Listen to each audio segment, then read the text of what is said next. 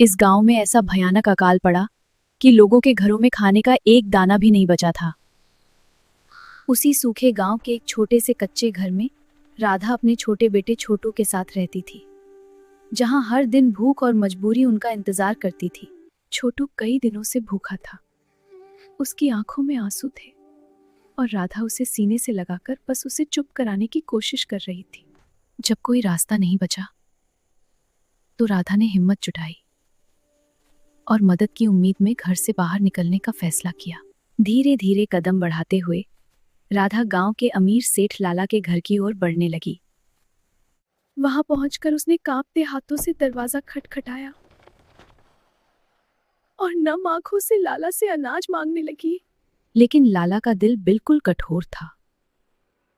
उसने गुस्से में राधा को डांटा और उसे बाहर धक्का दे दिया। राधा लड़खड़ाते हुए बाहर आई। उसकी आंखों में आंसू थे और वह चुपचाप वापस लौटने लगी। तभी रास्ते में उसे एक कमजोर और भूखा कुत्ता मिला जो दर्द से कराह रहा था। राधा ने अपने आखिरी चावल उसे खिला दिए और तभी वो कुत्ता अचानक चमकने लगा और एक दिव्य फरिश्ते में बदल गया। उसने राधा को एक पुरानी मिट्टी की थाली दी और उसे एक अनोखा वरदान दिया। यह थाली कभी खाली नहीं रहेगी अगर इसे सच्चे दिल से इस्तेमाल किया जाए। राधा उस थाली को लेकर धीरे धीरे अपने गांव की तरफ लौटने लगी।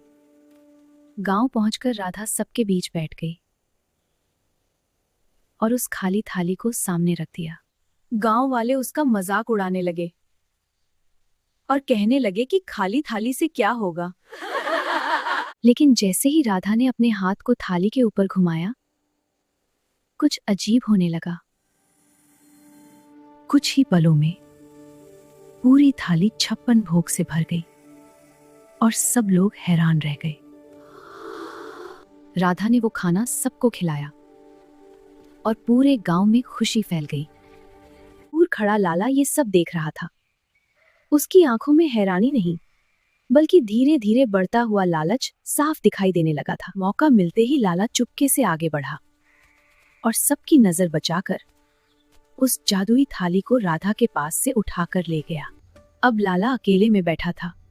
उसके चेहरे पर अजीब सी मुस्कान थी और उसके मन में बस एक ही ख्याल था कि अब सारा खाना उसी का होगा।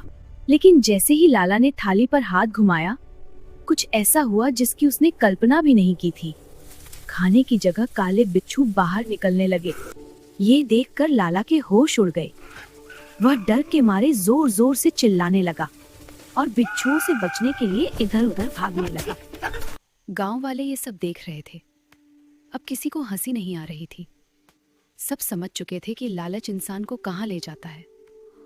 राधा ये सब चुपचाप देख रही थी।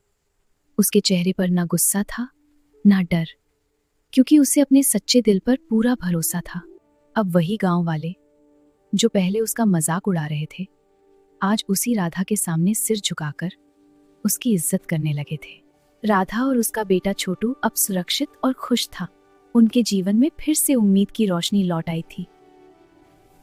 इस कहानी से हमें एक बात समझ आती है कि सच्चाई और दया का फल हमेशा अच्छा होता है और लालच का अंत हमेशा बुरा ही होता है। अगर आपको ये कहानी पसंद आई हो तो वीडियो को लाइक करें, अपने दोस्तों के साथ शेयर करें और ऐसे ही दिल छू लेने वाली कहानियों के लिए चैनल को जरूर सब्सक्राइब करें।